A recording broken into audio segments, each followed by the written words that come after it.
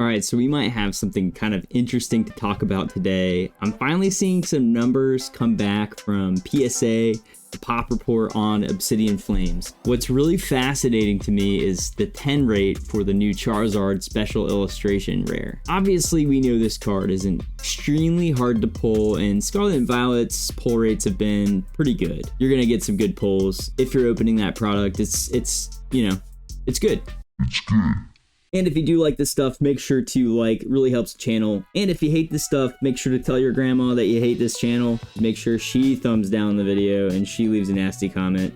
You know the deal. So what I really wanted to share with you guys today is the Special Illustration Rare numbers, okay? So if I scroll down here, I'm on PSA's mobile website right now. And if I go down to 223, I'm looking at the Charizard EX Special Illustration Rare. What's really fascinating is there's 344 of them graded and 88 of them graded 10s. Now, that's not super low by any means, but the 9 rate is 219, which is more than double what the PSA 10 rate is. So I think it's something we need to kind of keep an eye on, because obviously it looks like it's got about a quarter.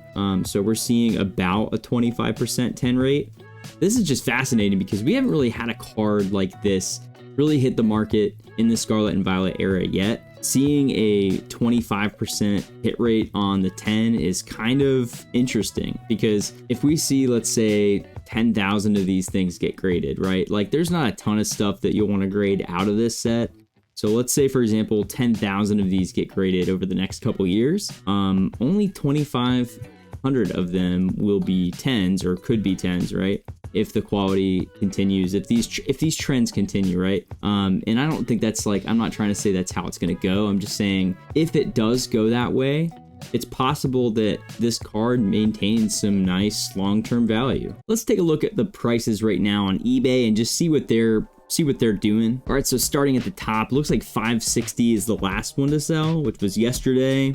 But we've got some other ones, 810, 670, 522, 522, 546, 600. I'm curious because it looks like there was a little bit of a spike. Like, we had 810 as a spike. Maybe that particular one just looks like super clean. Someone's trying to do a Beckett Black Label crossover.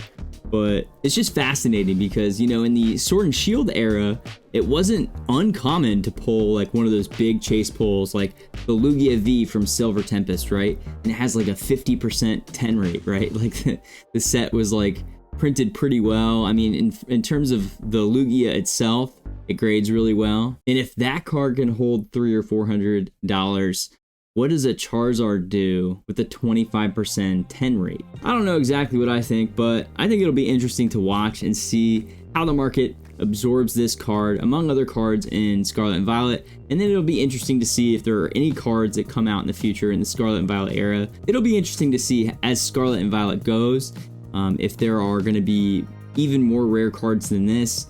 The quality concerns out of Scarlet and Violet are pretty well documented at this point. If the quality continues to be as poor as it has been, then we could be looking at a pretty nice era of flipping and dipping and flipping Pokemon cards. Kind of like your X and Y era. If you're going to hit PSA 10s on some of those X and Y era cards, you're going to do really good, because it was just incredibly hard to get 10s on some of those. So back in the day when X and Y was modern, if you were buying up X and Y cards that looked really clean, like CGC 9.5s, and then crossing them over, grading them 10s, that was just a nice play. And so I'm curious to see if in Scarlet and Violet, if that's a play that exists. We're gonna find out.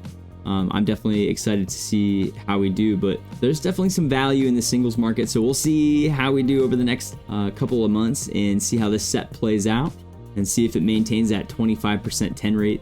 It's going to be fascinating. That's all I have for you guys. Thanks so much for coming today. Thanks so much for watching this, and we'll see you on the next one. Peace.